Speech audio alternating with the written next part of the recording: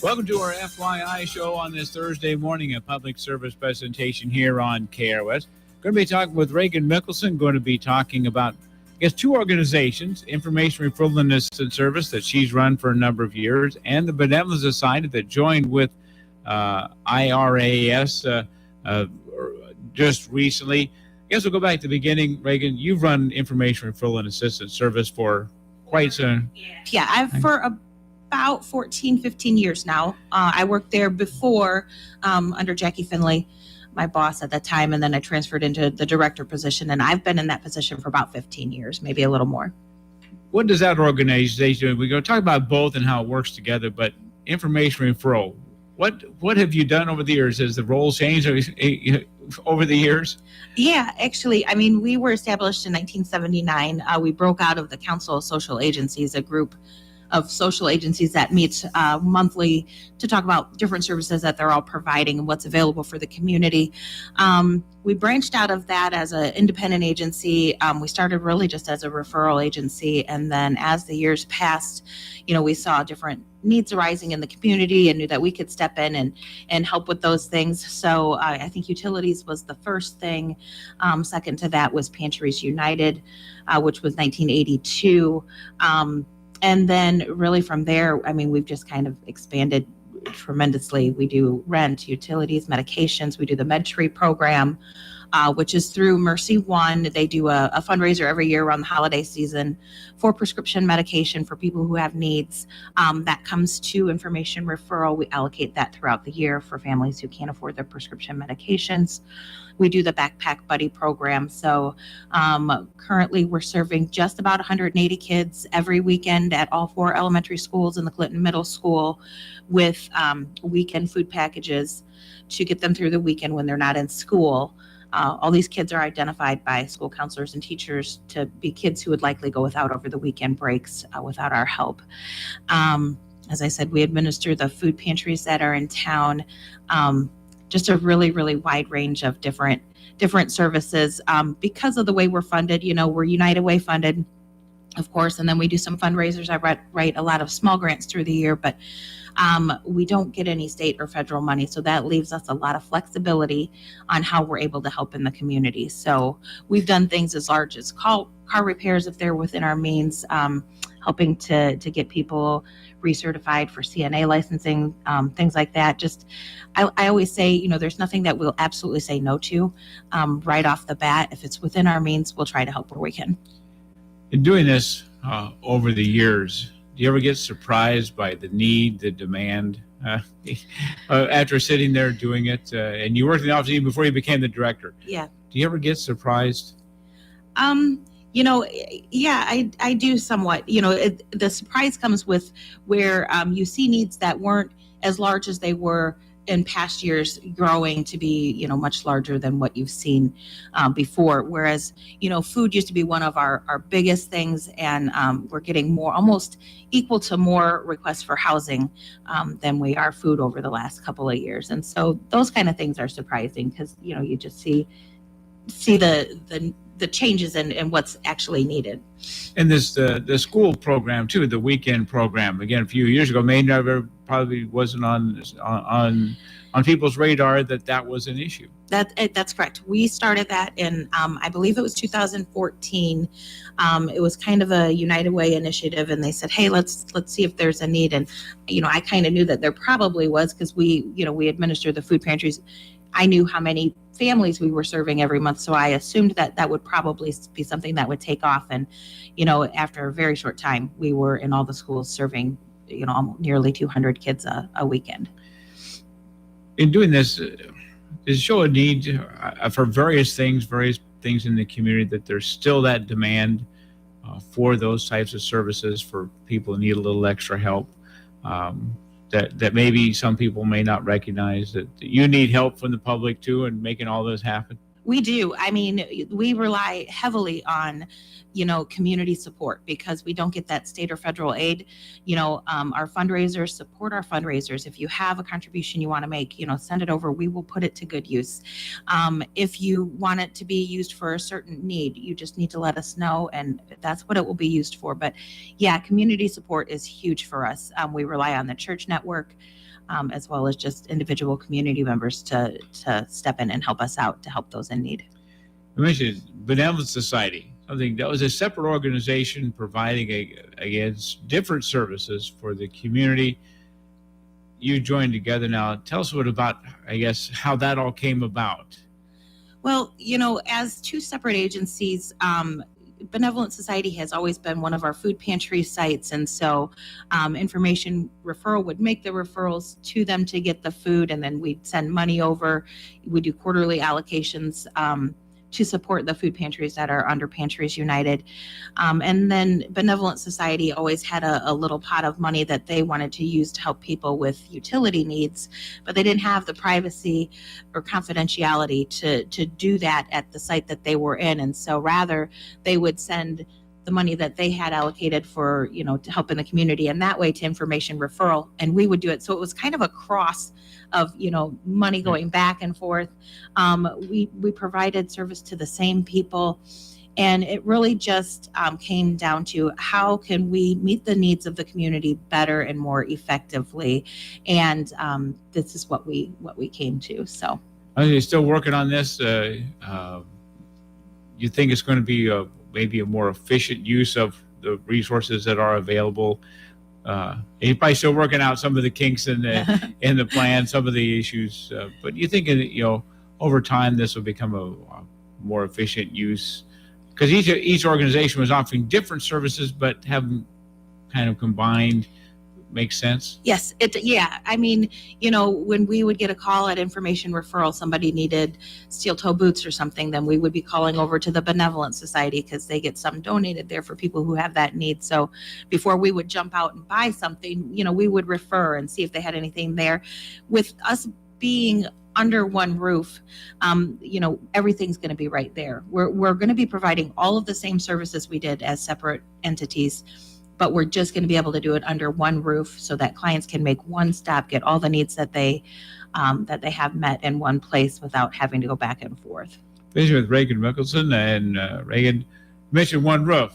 That's the next thing you talk about. It says you now have, do we call it a home? Do we call it an office? What do you refer to it as? I said the moving's still underway. So moving's still underway. I'm calling it a home because I feel like I live there. But it will be a home for all of us. We've all worked together for years, so we're very comfortable getting under one roof and serving our clients. I have this tendency to think, things are going to move a lot faster and be a lot easier than what they are. And we started moving about the second week of this month. We got our offices moved over, so everything from our offices is under one roof. So all the financial assistance that we provide is up and running at the new building. We're moving over the pantry and the store. I'm hoping to have it all over by the end of this week. Hoping to be able to serve clients as soon as next week, but maybe a little bit outside of that, might be the following week. But I would like to say, even though we're in transition, if somebody has a need, our phones are working. They do not need to call Benevolent Society anymore. That phone number is not in service any longer. They can call Information Referral's number. And if there's something that they need, we can still help them, even if we aren't having people come directly into the building for everything. That new location is what? It was the old Salvation Army building, what people may associate with that, right kind of behind what's the Benevolent Society. So part's not far to move. So it's a new location to both services. You're not splitting and moving into something you already had. This is brand new. This is brand new for both of us. When it came down to it, for one, the Benevolent Society was outgrowing the store that they were in for a few years now. Donations were coming in almost as fast as we could get them out the door. And when we decided to bring the two agencies together, there was just not enough space for both of us under one roof in the two separate places that we had. So this opportunity came up and we jumped on it. I do think I think that the Salvation Army, I'm pretty certain they're going to actually rent a couple of rooms from us in their old building so that they will still have some presence here in Clinton as well. I'm hoping to get them moved in the next couple of weeks to provide their services also. So it's going to be a big bonus for the community.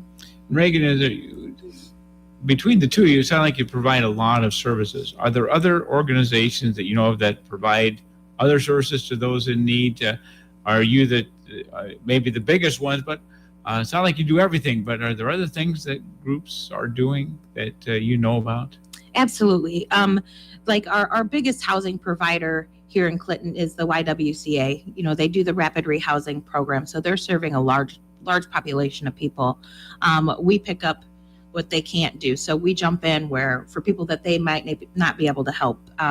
Their wait list is pretty long right now, and so we try to jump in and help the ones that they're not able to get to right away.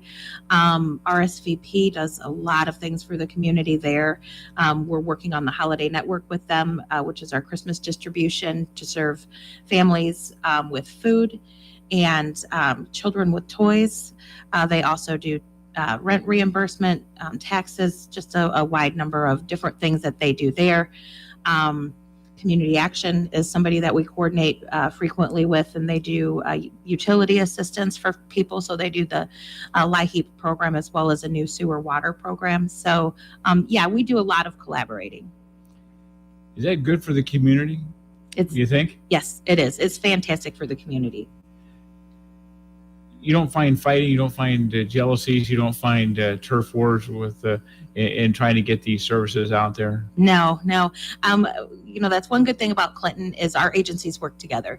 We don't care who's providing the assistance as long as it's out there for our community members. And so we're not fighting over dollars or anything like that. We just want the needs to be here in the community, no matter who's able to provide them.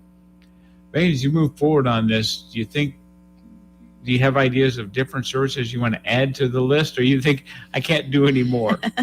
We're always looking for opportunities. So, once we get settled in this new space, I'm sure we will find things that we may try to include in what we're already doing. There's been some talk about cooking classes. I've got a volunteer who's interested in doing something like that. It's just a wait and see with this new property. I'm like I said, I'm sure there's going to be lots of opportunities for us to expand. Somebody who, I guess, needs or desires or has something that the services. What can they do? Where's the first place they should go? You mentioned you work with a lot of groups. There are a lot of different services out there. People may not know what's available. What's the first step somebody should consider?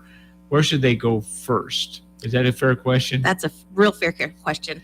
They should absolutely come to us first because, before we were anything else, we were a referral agency. So, that's a large part of what we're doing is linking people to services. So if it's something that we can't do and there's a program out there that covers it, we certainly know what it is and we can get them in touch with the appropriate services. What about on the other side? If somebody wants to donate, maybe they got an idea, where's a good place to donate? You mentioned a number of agencies, but some have some different funding sources. As you mentioned, Community Action gets LIHEAP money, those kinds of things. Others run on a more donation basis, like the Benevolent Society. How does that all work for you, for the community, for people, as far as knowing where a good place to go is, or just like donate to the United Way? Well, that's one option is the United Way, because the United Way does support a group of great agencies that do a lot of hard work in Clinton. That would be a good place to start. But we've had people that call us at the office and say, hey, I want to make a contribution to a service that focuses on children. I'm not going to deny them that. If that's where their heart is, we've referred to Big Brothers Big Sisters, which is now the mentor program. So even if somebody wants to make a contribution in the community and it might not be supporting exactly what we're doing, we can also point somebody in the right direction to let them know where their dollars would be best used. Regan, if there's something you'd like the public to know about, I guess, the services, about the need, what would it be? What message you maybe find that at times when you maybe give presentations, people don't recognize or didn't even know the agencies existed? I know as hard as you try to get out there, not everybody's aware of everything. Yeah, right. Yeah, I would just, a couple of things. I would like people to understand that we've been working really hard. There's a group of agencies that have been working together to try to find a solution to our homeless population, which is much larger than what a lot of people probably think it is. Clinton is not a small town, but it's not a huge town, and people just don't sometimes think that we have that population here, and we definitely do. So I would say, being mindful of that as a community member, that there are people in need for just basic needs of shelter and food. And then second to that, I would just like to say, even though we've brought these two agencies under one roof, the needs are still the same. Like I said, we're still serving the same population of people. Each agency, whatever we were doing separately, we're doing together now. So that we haven't taken anything off the table as far as what we are providing to the community. So if you were somebody who supported both of us independently, it's still important. We still need your help.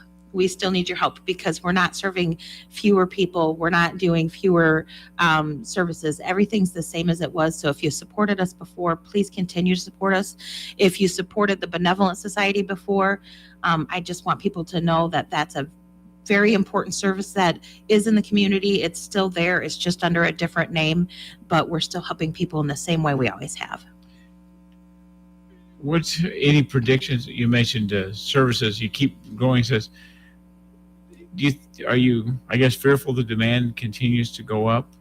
Is any leveling off of what that demand is in the community?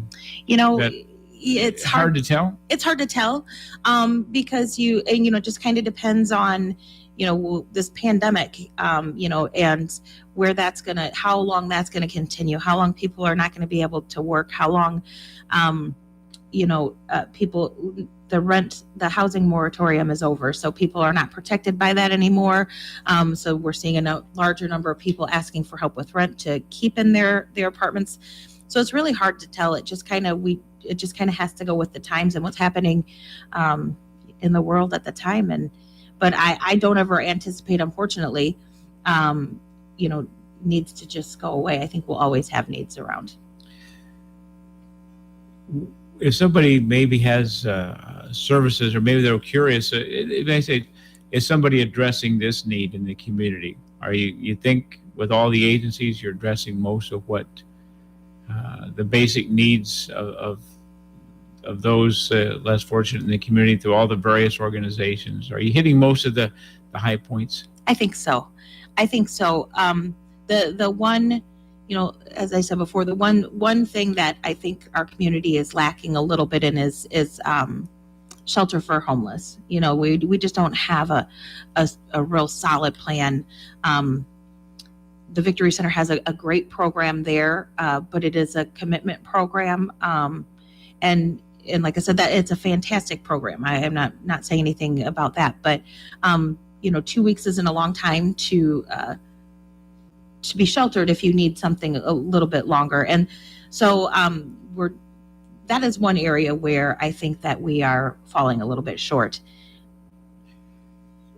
And you mentioned groups are working on this. Any ideas you can sneak into us yet? Not especially. We've met with some developers, and we have different ideas, and then you go through the process and something just isn't quite right, and so you find yourself maybe stepping back or taking a couple steps back. But we do have a group that's committed to trying to have a solution for this population of people. Regan, there's something that we haven't asked that you want to make sure to mention today, or something that we haven't asked you about yet? I can't think of anything, but I or you can say something we already said. Yeah, right. Yeah. Just keep us in mind we have our Thanksgiving distribution coming up, November 12th. It's going to be a November 11th. It will be a drive-up service. We're serving up to 200 people, first come, first serve. That'll be right at our new location at 219 First Avenue. And then we do have a trivia night coming up November 20th for anybody who wants to come out, support a good cause, and have a good time. That'll be at Slops We have a silent auction in Deanna's Cafe right next door. So anybody wants to sign up for that, give us a call at the office, 243-5818. What's that number again? 243-5818. And what that's too, somebody's interested. Facebook, website. What's your social media accounts? Our website, we just revamped our website. It's irsclinton.com. And you can also find us on Facebook. Search out Information Referral Assistance Yes. Service. Regan Michelsen, our guest today on our program, and thanks for coming in. Thank you so much.